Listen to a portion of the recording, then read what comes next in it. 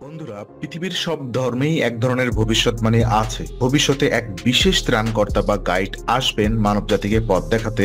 খ্রিস্ট ধর্মে আছে যিশুর পুনরাগমন, ইসলামে আছে মাহদী বা ঈসা আল্লাহ সাল্লামের, আর বৌদ্ধ ধর্মে বলা হয়েছে শেষ বুদ্ধ অর্থাৎ মৈত্রীয় আসবেন। প্রশ্ন হলো, তিনি কবে আসবেন, কিভাবে আসবেন, আর পৃথিবীর কোন পরিস্থিতিতে তার আবির্ভাব ঘটবে? আজকের আলোচনায় আমরা বৌদ্ধ গ্রন্থ, ঐতিহাসিক ভবিষ্যৎবাণী আর আধুনিক গবেষকদের ব্যাখ্যা মিলিয়ে দেখব এই রহস্যময় ভবিষ্যৎবাণীর আসল অর্থ।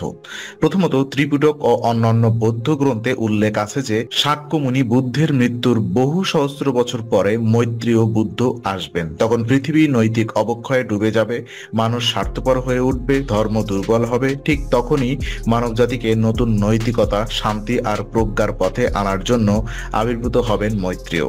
তার বলা হয় ভবিষ্যতের বুদ্ধ, যিনি ধ্যান এবং প্রজ্ঞার মাধ্যমে আবারও ধর্মকে পুনরুজ্জীবিত করবেন। সবচেয়ে বড় প্রশ্ন হলো, মৈত্র কবে আসবেন? শাস্ত্রে স্পষ্ট কোনো সাল লেখা নেই, কিন্তু বৌদ্ধ পণ্ডিত মনে করেন তিনি আসবেন হাজার হাজার বছর পরে, যখন মানুষের আয়ু ৮০,০০০ বছরে পৌঁছাবে। আবার কেউ বলেন পৃথিবী এত দ্রুত নৈতিক ও সামাজিক সংকটে পড়ছে যে হয়তো মৈত্রীয় বুদ্ধ আসবেন নিকট ভবিষ্যতে। কেউ কেউ এমনও দাবি করছেন মৈত্রীয় হয়তো ইতিমধ্যেই জন্মেছেন, শুধু সময়ের অপেক্ষা করছেন নিজেকে প্রকাশ করার। আজকের পৃথিবীকে দেখলে অনেকেই বলেন বৌদ্ধ ভবিষ্যৎবাণীর শর্ত যেন মিলে যাচ্ছে।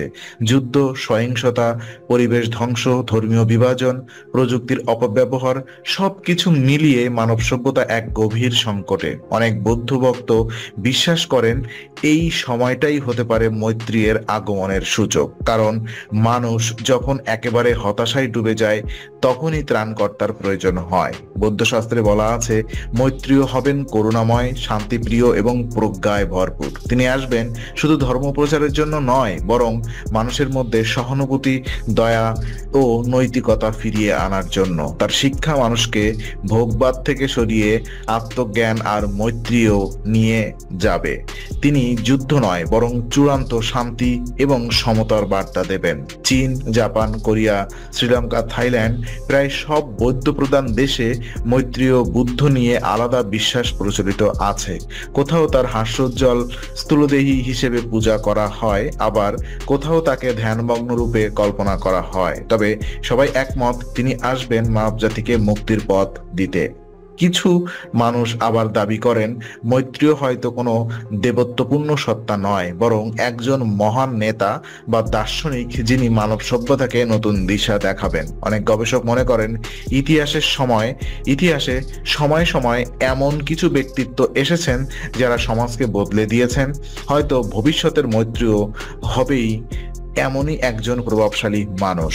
বিজ্ঞানীরা সরাসরি ধর্মীয় ভবিষ্যৎবাণীতে বিশ্বাস না করলেও তারা স্বীকার করেন মানব সভ্যতা টিকে থাকতে হলে শান্তি, সহানুভূতি আর টেকসই জীবনযাপন ছাড়া উপায় নেই। তাই অনেকেই বলেন হয়তো মৈত্রীয় বুদ্ধের আগমন একটি প্রতীক, যা বোঝার মাধ্যমে মানবজাতিকে নতুন আধ্যাত্মিক জাগরণ দরকার। তো বন্ধুরা, মৈত্রীয় আসবে কি আসবে না সেটা আজ আমরা নিশ্চিতভাবে বলতে পারি না, কিন্তু একটা সত্যি হলো মানব সভ্যতা যদি শান্তি, সহমর্মিতা আর নৈতিকতা হারায়, তবে হয়তো একদিন সত্যি প্রয়োজন হবে এমন এক গাইড বা গুরু, যিনি আমাদের ফেরাবেন আলোয়। মৈত্রীয় হয়তো ভবিষ্যতের প্রতীক, হয়তো বাস্তবেই আসবেন। আপনারা কি মনে করেন মৈত্রীয় বুদ্ধ আসবেন ভবিষ্যতের কোনো এক সময়, নাকি তিনি মানুষের ভেতরে লুকিয়ে থাকা করুণার প্রতীক? আপনার মতামত জানাতে ভুলবেন না কমেন্টে। আর ভিডিওটি ভালো লাগলে লাইক, শেয়ার এবং সাবস্ক্রাইব করুন আরো রহস্যময় আলোচনা শোনার জন্য।